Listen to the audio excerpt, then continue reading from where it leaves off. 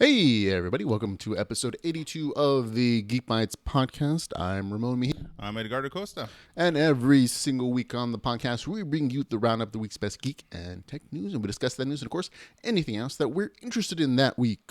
In Geek News this week, we'll talk about Uber automated cars, Chipotle Drone Delivery, Tokyo Game Show news, the villain for Wolverine 3, and much, much more. And we're going to begin our show, though, with Geek News.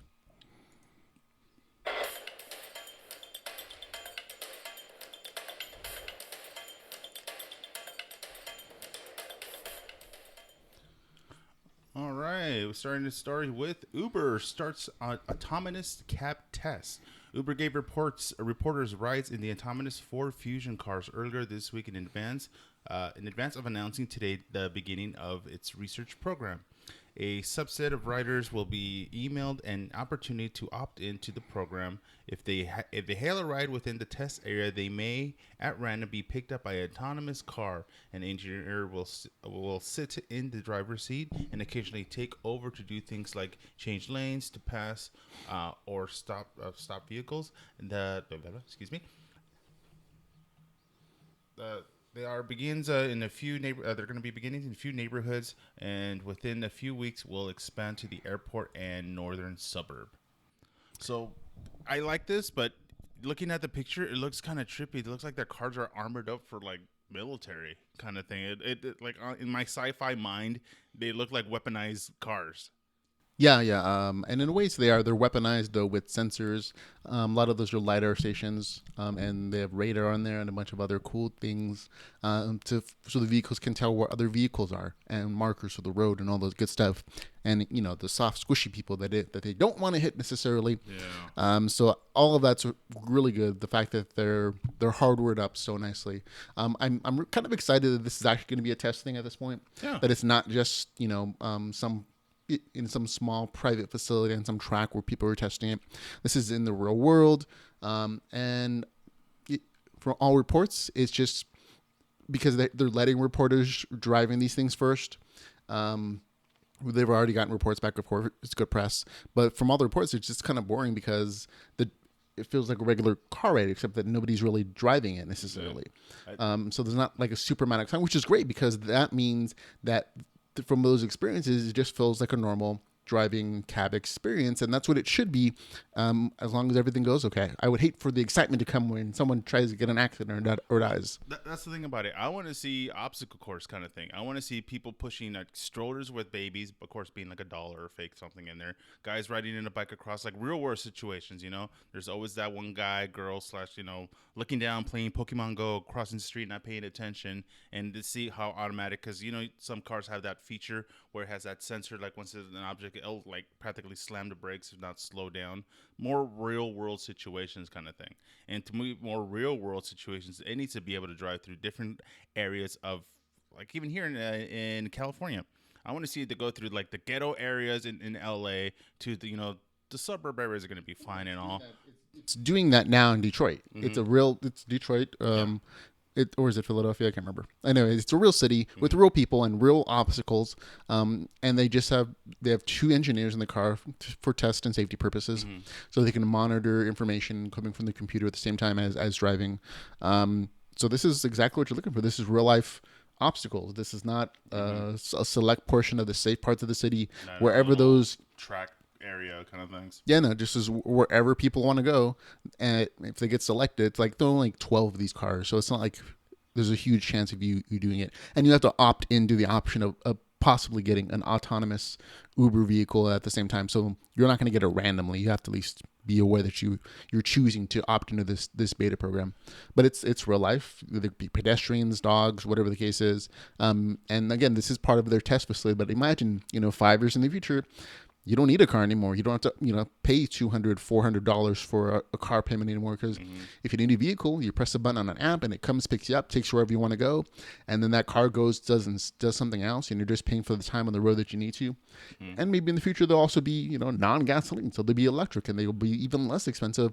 And I'm excited for that kind of stuff. My thing though, as an actual human driver, I love having the control, of course, but if you just like enjoying the ride, no different than riding the bus, plane, train, what have you. I feel like there's times where when I see too many cars passing me by, I wish I was going faster. But then again, it's all about safety. They probably have, it's all regulated to, not go past certain kind of mileage. It's pretty much obeying the law. Yes. And so, for the people that don't have patience of obeying the law, it might not be for you. But then again, it's to relax, Yeah. enjoy the ride. You're in the back of the car.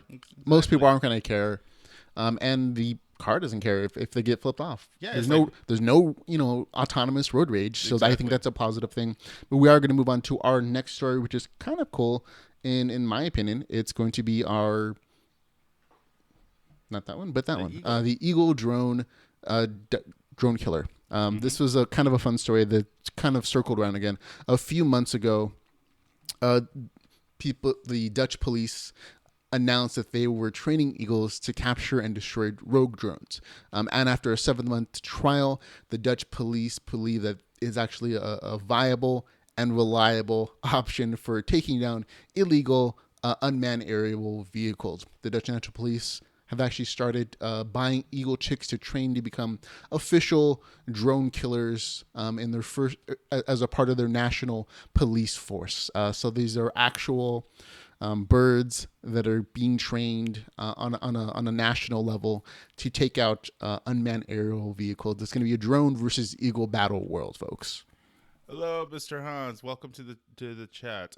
But yes, it's cool. I saw the video. The only thing I really worried about, though, and this is maybe the humanitarian slash animal sympathy person on my behalf, is the blades on the drones. Unless it has that kind of you've seen those protective rings sometimes that they'll have on it to protect the blades from actually getting busted up and whatnot.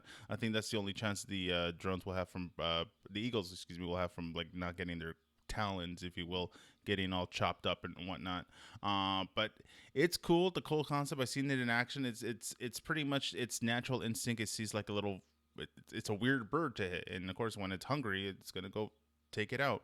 Um, I just don't know how well it's gonna turn out if they kind of modify the drone to like once again out of the sympathy for the bird, they give it uh, razor edged propellers.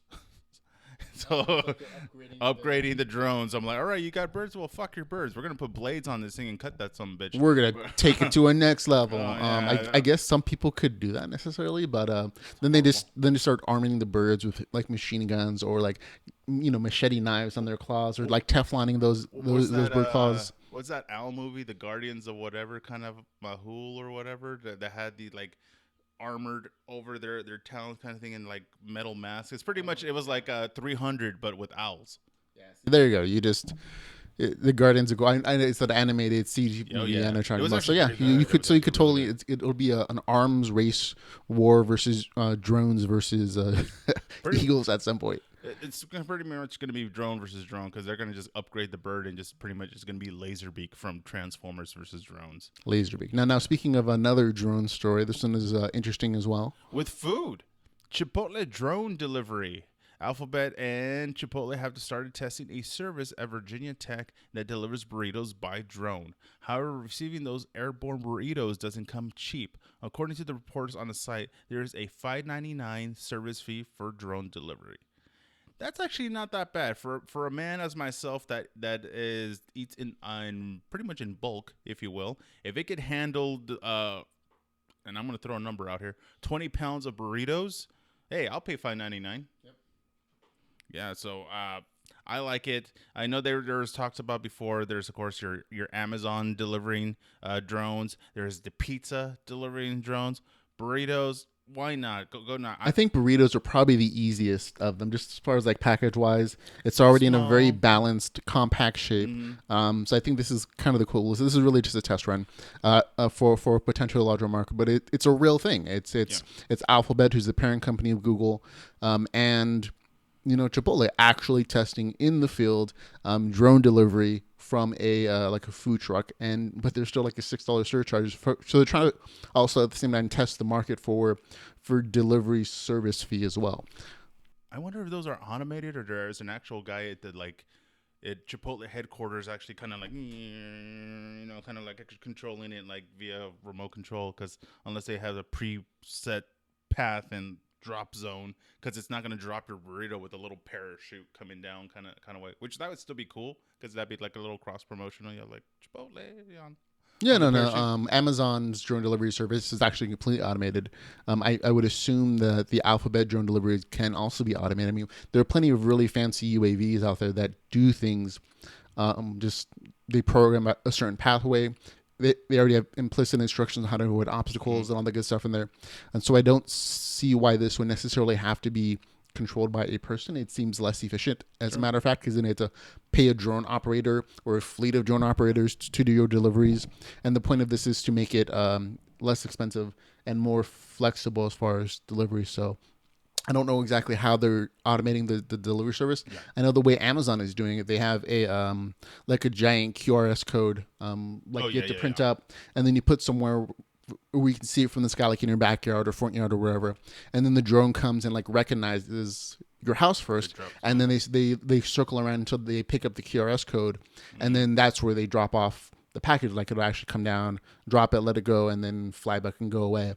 So that might be very similar to the way that Alphabet and Chipotle are testing this out, or they might be doing something else, like they just fly by and they drop it like a little Parachute. burrito bomb. Oh yeah. My thing is, what is there any kind of food that you would love it to be magically brought to you via the drone? Like if you could Yeah, eat and anywhere. I've already know the answer to this. It's going to be noodle soup. Like I was gonna say soup dude delivery via drone. No man, you just hope it don't go splash and just end up everywhere. if it's being dropped nicely, like the Amazon delivery, I have no options. I mean, no concerns about it. I'll trust it. And if it's not, then I'll say, hey, come pick it and take it back up. But it's one of those things that we don't have any great noodle shops around here. Like the closest ones are I don't know, an hour away. I think, like really good ones that I know personally. And so to get that delivered here, either by Grubhub or a drone, I don't care how it gets here, but that's kind of my thing that I would love to get to just like delivered on demand. Just like press a button, 20 minutes later, you get a notification from saying your noodles are here by drone. Oh yeah, man. With me, barbecue, just meat. Period. It doesn't even have to be cooked. I'll do it. Bring in the meat. Just yeah, man. Can't. Anyway, let's talk video game stuff. Yep. Next story is going to be the PlayStation update. This week, Sony PlayStation has gotten their PS4 update version 4.00, codename Shingen, released this last Tuesday. Now, this is in preparation for the release of their latest and greatest operating system updates. They're going to remember have two new consoles coming out: the PlayStation Slim and the PlayStation, not 4.5, but it was PlayStation 4 Pro, which is the upgraded GPU, upgraded CPU, and 4K HDR compatible options on there. But to do that, you need to upgrade its software as well. So they're pushing that out now. The PlayStation 4 Slim is already out actually, but the menu screen's got a tweak. You're just going to organize things into folders again.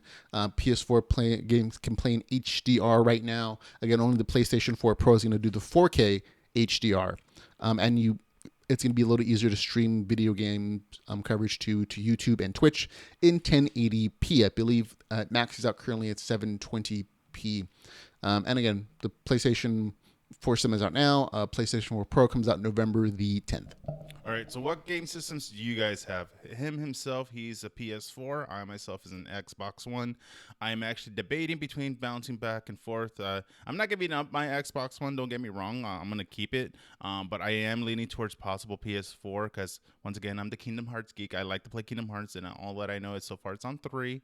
But I'm waiting for the backwards compatibility to be able to play those games. Hopefully, they'll bring them over because that's my biggest selling point for me is, don't get me wrong, your system could be ridiculously awesome, but if you don't have good games, I'm just gonna have a really awesome looking paperweight. Yep, absolutely. And I think so far the PlayStation 4 has I mean, just to me personally, my play style, come up with better games that I'm excited about and I enjoy. Xbox One has some great first-person shooters, but again, they're not like console exclusive, so they also show up in the PlayStation 4. But there are some games coming out for the PlayStation 4 that are just for it, like Kingdom Hearts and Final Fantasy 15.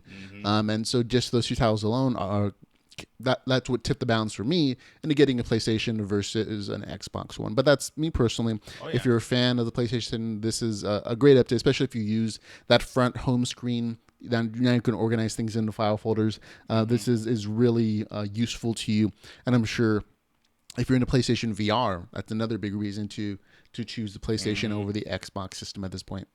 Well, let's see. E3's already happened. They're still showing them more releases. Even like Sony had its own little uh, demo, if you will, of its new console a couple weeks after. But I want to see. Have you heard about the? It was on and off a Nintendo emulator, but on Xbox. And of course, as soon as Nintendo was like, "What the fuck? Take it off." They were like, "No, not happening." Which obviously, if you're a computer savvy / mobile phone savvy kind of person, emulators are all out there. Anybody could pretty much get a ROM. But I'm waiting for a, let's say, a legalized version of it. I'll pay the money to get the legit version and stuff like that to play on my console, because I think that was the main thing with these upgraded consoles. I love playing the old school games on it, because of course if you're gonna have an upgraded system, that's gonna upgrade your games. Yeah, yeah, absolutely. And it would be nice if everything was always backwards compatible, but that's not the world that we live in, folks. People want Yeah, you to purchase their games again and again and again on their retro online system kind of thing, and that's reality. yeah. Otherwise, you can always just pirate them or buy in emulators and stuff like that. And a Hey, quick shout Thomas saying hello, hello. out to Thomas Freeman, who's just joined us in the chat room. Hey, Thomas. All right. Well, talking about more, talking about more Nintendo related goodiness. If you're a Pokemon Go player, there's a Pokemon Go update that adds a buddy system.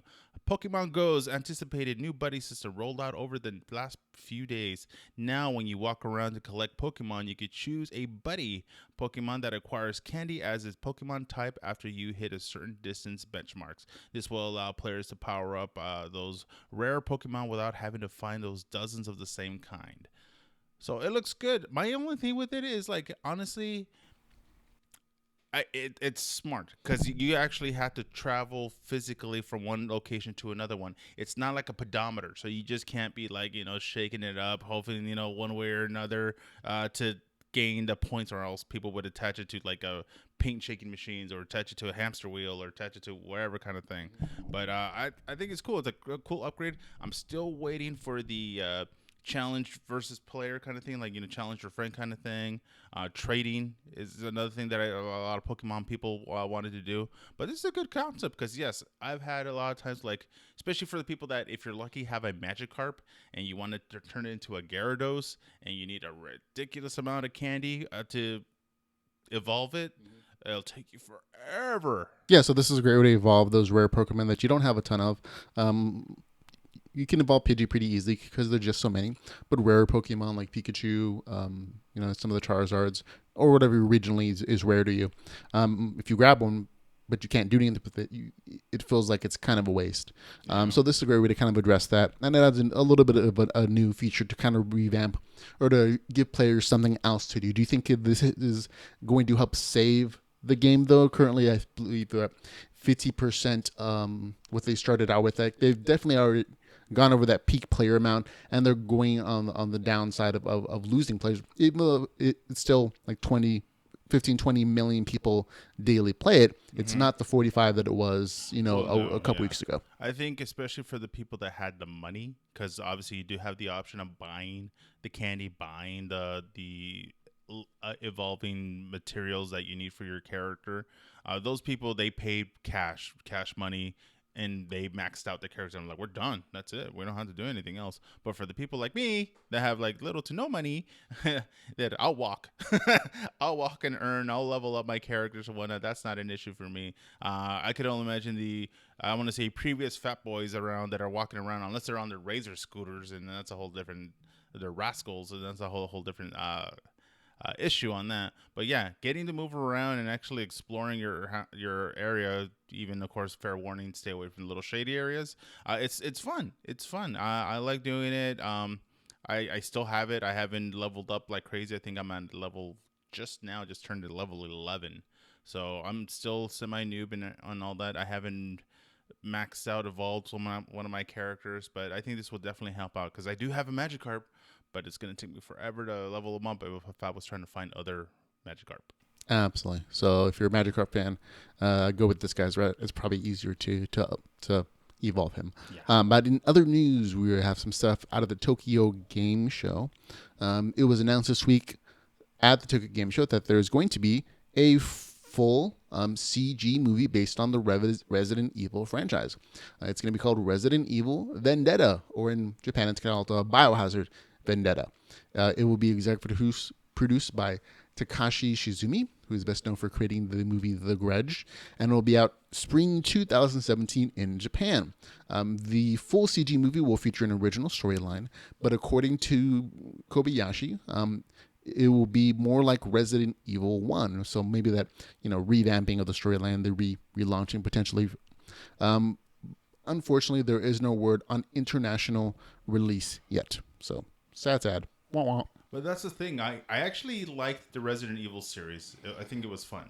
Resident Evil was a good, entertaining movie. But at least for if you're a video game loyalist, if you will, the one thing that I kind of did not like about it didn't have some of the main familiar characters in the storyline. Like with me, like I didn't really play 1, but I played part 2 first. And of course, I wanted to see Leon. Where's Leon? Where's Veronica? I wanted to see those characters. But being the movie that did come out, it was good. It was a little interesting. It was a twist on the zombie world, if you will. But even the CG version, I'm hoping it doesn't also go the route of Final Fantasy, where you're expecting like Cloud and all these other characters to appear, but it was not that Final Fantasy kind of thing. So I hope it's good. I wonder if they're going to introduce the kind of like, especially since it's based in Japan, if it's going to be the Japan zombies, like the traditional, like there's not traditional, but there's like usually it's the girl in white with her hair kind of down like from the ring the whole time. If there's going to be that character, or the like old usually seen like medieval / cartoony one where it's like the hopping. I'm assuming they're going to be the Resident Evil zombies, maybe with like 1 or 2 new ones thrown in for flavor. I don't mind if they're not characters from the actual games. If it's like an alternate viewpoint of like the situation that happened in Resident Evil 1, potentially, I don't have a problem with that storyline. As long as it still feels like a Resident Evil story. Like you said, the Final Fantasy movie did like this weird twist of like they were going for some artsy thing that was definitely not Final Fantasy. Like you had no magic systems, no traditional characters. It felt like more like a space movie for that older the new Final Fantasy 15 movie is also out, by the way, and if you want to check that out, that's amazing. Apparently, I want to see the Licker. The Licker is one of my favorite villains / bad guys from the characters from the Resident Evil, because it was just creepy looking. But anyway, more video game / movie news. Monster Hunter movie. At the Tokyo Game Show, Capcom producer Ryozo Sugimoto announced that on stage that Hollywood is making a live-action Monster Hunter movie. I don't know. I think it wasn't Monster Hunter. Was it a card game, or was it like a game for the hand? I think it was for the game console, wasn't it? Not game console, but for the handheld. Yeah, there you go. Thank you.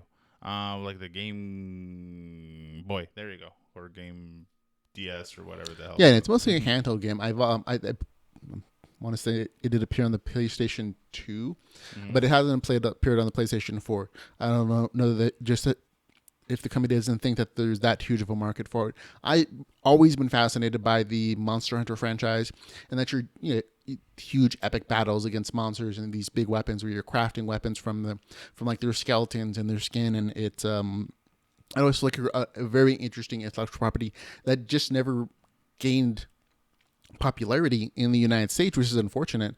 And so I hope to see it on the PlayStation 4 at some point. But if I can't, then at least there's this movie. Did they try to make an animated series? I think there might have been an animated series of Monster Hunter for a very brief time, maybe not even a season, but I guess it's popular enough. There was a Monster Hunter anime, but it's a completely different thing. It was more like Pokemon, I believe. And that's what you might be thinking of. This is not that same kind of thing. Anyways, Not a huge fan, so I'm not too familiar with that. It's one of the things that I'm not gonna geek over. So It's one of those things that I've always been fascinated by, but I've never played because I don't have a PlayStation Portable, yeah, and I don't, they've never imported these games to the United States for the larger consoles, so I've never actually played. I've only seen like the YouTube videos yeah. of it, and again, it's always been fascinating. But it's I believe it has potential for a very interesting epic storyline because it's humans versus monsters, and Yeah. if nothing else, there's action possibility there. Well, But our next story, we're going to move into our entertainment stuff. We're going to take a look at the Batman Batsuit in the Justice League. The director of the movie, Zack Snyder, has jumped on Twitter and he's actually released the first photo of the actual Batsuit from the movie in Justice League. It is, to me, it looks really super interesting. We kind of have a close-up shot for you guys if you want to take a look at it. He looks very different than the previous Batmans, if I may, say so. It's been an interesting kind of look at the full bodysuit. He has these weird, they almost look like sunglasses. They don't look like the traditional, outline with like the black makeup underneath, so you can kind of only see the iris of the eyes. It's completely covered eyeball thing, with like this glass feature. The tactical outfit looks a little better than it does in the first one. I kind of dig the bat belt. It's definitely on point. He definitely has a cup on, or he's just sized appropriately for Batfleck. I don't know. Kevin Smith says he's reasonably well endowed, so you think they would emphasize that? All that Affleck cock. But Yep. anyways, there's been a couple jokes. Of course, everybody has their own opinion and what they think of. Oh, where are we? There we are. Hey, but there's been a couple of jokes on the new Batman suit. I had a couple of friends that are like, "Hey, man, glad to see that they're attaching the Watchmen characters. The owl. Love to see the owl playing a little guest spot in it." But yeah, it almost looks like a little bit of a combination of the Arkham Asylum, almost like armor-ish kind of deal with it, the Kevlar-ish kind of look to it. But I always find to me the signature look of Batman, and of course it would always be his cowl, his combination, cape / mask. This might just be a suit because it looks like you see the little, almost like the strap. It looks like he might have been welding something or something like that, or at least there's like a big flash bomb or something, so he has to have those sunglasses, if you will. Yeah, but if you're gonna weld, you don't weld in the outfit. I mean, you weld in a welder's gear for protection, like the leather thing. Hey, man. And the special glasses that prevent the flash from overwhelming you. If I had a bad suit, I am wearing it everywhere. Even when I'm taking a dump, even if I'm just wearing the cowl alone, I'm rocking it. It's good to know what you're gonna do with that Batman onesie that we get you for Christmas. Oh yeah, make sure it has a little flap in the back for pooping. But anyway, it looks good. I'm wondering what the characters, because remember, if you did see Batman versus Superman, there was that one paradox where they did kind of briefly showed the Flash, and he was kind of decked out. I kind of wish they had a still shot on that, but he also had like add-ons on it. It might have been part of his time traveling gear or dimensional traveling gear, what would have you. But I could only imagine. Hopefully, Wonder Woman. I want to see what Wonder Woman's little piece is gonna look like. Absolutely, yeah. So a bunch of costumes. I'm sure we're gonna get more and more stuff as shooting progresses. So that's great. We're gonna move on to our next story, though. Mr. Sinister. This is kind of a cool thing in my opinion. I'm a big fan of this character in particular. At the end of the X-Men Apocalypse movie, there was this great little scene, kind of a post-credit thing where you see that Mr. Sinister was going to be in some future X-Men films. And this week, director Bryan Singer has confirmed that the character, the villain, is going to be in Wolverine 3.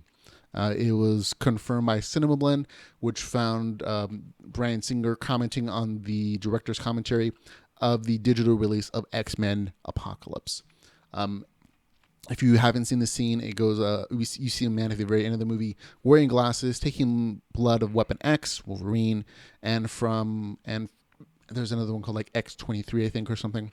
And on his briefcase, it says the Essex Corporation, owned by Nathaniel Essex, or Mr. Sinister. And so this has sparked a ton of rumors since that scene was released at the end of X-Men Apocalypse, whether or not we're going to see Mr. Sinister in like the next X-Men movie, or if they're going to be in X-23, which is going to be like the female cloned version of Wolverine, what was going to happen there, and speculation about it, and now we know he's the villain, or at least one of the villains in the last Wolverine movie with Hugh Jackman, Wolverine 3. Now, if you don't know who Mr. Sinister is, he's one of the most infamous supervillains in the X-Men universe. He's a former scientist who was altered by Apocalypse, and he ended up possessing enhanced durability and an extended lifespan. And he used that extended lifespan to kind of steal the powers of mutants using not some magic power, but the power of science. He garnered the genetic material for these mutants and incorporated it into his own genetics. And he has a variety of powers, including telepathy, telekinesis, superhuman strength, magic concussive, blast from his hands, and total control of his body at the molecular level, which means like super awesome regeneration stuff and reattachment of limbs, which is kind of the coolest power in my opinion. When you can control your own body at that level, that's what really made him super Sinister, in my opinion. I checked the IMDb on it. Sadly, no news of who's gonna play him or any other stuff. There are a couple shots on it. It looks like Mr. Jackman's rocking a pretty cool beard. But as for Sinister, once again, we talked about it before. Can't wait for that character specifically to come out, because he's always been in a major plot twist in a lot of storylines. He created certain villains. There was a big storyline about him getting the generic material of Scott and Jean to create some super, hybrid super mutant, if you will.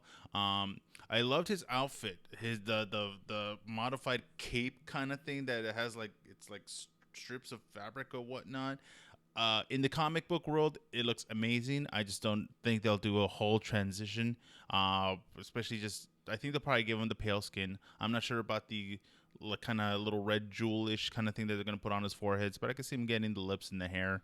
But I always thought he always kind of looked like a more gothed out, glammed Colossus to me, just because of his look. Yeah, no, he's definitely the most gothy character, and I think in the X-Men universe, I can't think of anybody who looks quite as goth as him. He has the eyeliner, he has the white pale face.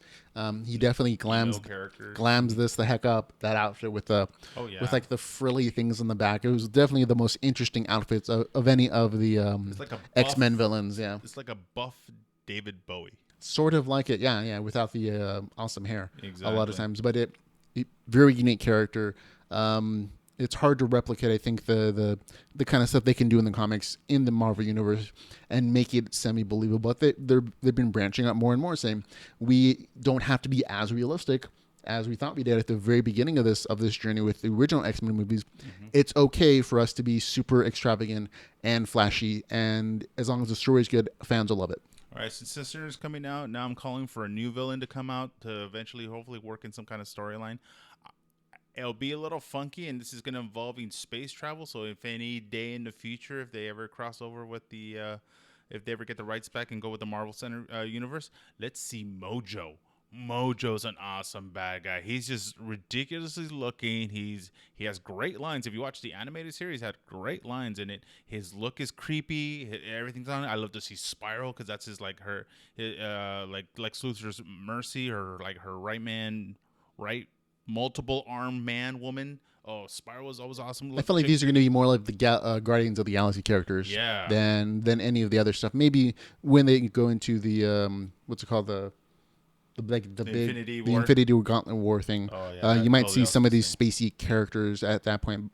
But until then, this is what we have, and we're going to enjoy it. I'm looking forward to the Wolverine 3. Again, it is going to be the last time we see Hugh Jackman in that role. They might be replacing him at some point. I don't think they're going to let the character die off. They're going to redo it. It was just too popular of a franchise, and that's okay. We talked about it. Like, hey, Captain America, heaven forbid something happens. They're not going to be around forever, like the day that... I mean, how many times have they like redone the Hulk? The Hulk, yeah. Yeah, I mean, they're more than happy. Like, oh, this version of the Hulk didn't work? Fine, bam, we're going to give you another version. Nope. Try 3, 4, and eventually it stuck. Just as long as you don't do it like the stupid version, like the original guy that was going to play War Machine and ask for more money. Dude. If you want a franchise and if you want that paycheck, you work with Marvel. That's Disney. What happens, yep. All right, speaking of more Marvel, Disney-related kind of things, Ghost Rider comes to the Agents of S.H.I.E.L.D. In the latest promo video of Marvel's Agents of S.H.I.E.L.D., we finally get to see our first look at Ghost Rider that will appear on the show. Remember, this is Robbie Reyes' version of Ghost Rider, and we'll get to see if he lives up to the hype when Agents of S.H.I.E.L.D. premieres on September 20th. So no Nick Cage, guys. No Nick Cage. You're not going to see the motorcycle. You're not going to see the cool hell on wheels kind of thing, but you are going to see a modified version. It's going to be the car. And it actually looks cool. Don't get me wrong. I like, for all those guys that like to trick out their cars, heaven forbid it, as cool visually as it would be so dangerous to see a lot of people driving around with their wheels on fire. So, like I said, visually it looked awesome, but safety-wise, I would not recommend it. So, don't put gasoline or whatever on your tires and try to leave the Back to the Future tracks kind of thing as you take off. Like but it's definitely a cool kind of concept. I'm happy to see that Marvel's agency is getting licenses for more and more characters. They really started off really restricted in the original series, but as the series has progressed and become more popular, they're grabbing more properties. Even if they're not like A-game properties, like it's not the original Ghost Rider, it's the Robbie Reyes version. So maybe, and this is a version of Ghost Rider that might appeal more to the masses because he is ethnically diverse and he has a different storyline than just, murder and vengeance and bloody stuff. There's a twist at the end. If you're familiar with that storyline, you know what I'm talking about. If you're not, go look it up. We're not going to spoil it for you. It might be revealed in this next season of Agents of S.H.I.E.L.D. But they've been doing some really great imaginative stuff and using their properties very well, in my opinion. And a little spoiler, it's ethnic diversity. He's Latino, if you will, Hispanic, whatever you like to call that gentrification of that kind of person. But anything, they do show some inner city kind of thing. There is actually a spray painted mural of Ghost Rider, at least from what I saw in the video. I'm not sure if you're going to see him eating tacos, but won't be offended. I think it would be interesting to see him like just try to grab a taco in the flamed up version and just burn it to a crisp, that would be and so still just cool. enjoy it. But yeah, this is a lot more violent season for it. If they're bringing in the Spirit of Vengeance, or a Spirit of Vengeance, you could say. I'm thinking a tie-in for Doctor Strange because Ghost Rider is a semi-paranormal. Oh, that's character. right. Yeah, I never thought about that because this is going to be coming out. I think it's September the 20th is when the new season reveals, and Doctor Strange is coming out. I believe it's November. Yeah. So it's going to be a Thanksgiving thing. So you're right. They might actually tie in very well. Like they might be like, Coleman might make a call to a special friend that he has in the paranormal community, Or else and Strange is going through the astral plane for some paranormal. You'll see Ghost Rider in the background or something. That would be kind of cool. The show's been really good about tying in their storylines with like the bigger Marvel movie releases, that's always added an extra layer of flavor to the story because it feels like, not only this can stand on its own, but it can also be enjoyed as like extra flavor because if you've watched the movies, then that's what they're talking about. That's from that movie that I saw, and it's kind of cool. I haven't read the comic. I know of it, but I haven't read the comic, so I don't know how the car gets obtained, how he becomes the new Ghost Rider and all that. But obviously, like with any kind of show, they're going to show at least some kind of origin sequence. So you're not everybody's going to be left in the blank like, how the fuck this guy get this car and get all skull fiery? Yeah, without a doubt, they're going to do a nice origin story, or at least like a flashback for this version of Ghost Rider. And Marcos Bravos has joined us in the chat room. Hey man, good to see you. We're just sending the show, so sorry. You can rewatch it or check out the full video version with all our little graphics and video clips at geekbytespodcast.com or on YouTube later on today. But that's going to kind of be it for the show. We appreciate you guys, watching. And if you want to support us, you can go to. If you like the podcast and want to help us support us, you can do also at geekbytespodcast.com/support. Pass a shekel, man. Or just there are plenty of ways you can do it. So you can click on one of our referral links to Amazon. If you're going to go shop there anyways, we'll get like a little couple pennies for everything that you buy there. But all those little pennies add up and help support the podcast, pay for video hosting, audio hosting, all those kind of website stuff, cost things. This is relatively inexpensive, but it is not free to us. So your support really does help, and it doesn't cost anything that way. Or you can give a review for the podcast or the podcast or the audio video version on YouTube, subscribe, all that good stuff, and that helps us spread the word as well. So there are plenty of ways to support us that don't involve money. If you don't have it, But if you happen to have a bucks, lying around, or you'd buy us a beer because you like the podcast, you can also donate it to us as well. And we'd appreciate that as well. But any kind of support is definitely useful and helpful. But thanks for watching and listening, everybody. For Geek Bytes Podcast, I'm Ramon Mejia. I'm Edgar Acosta. And remember, folks, go geek out about something.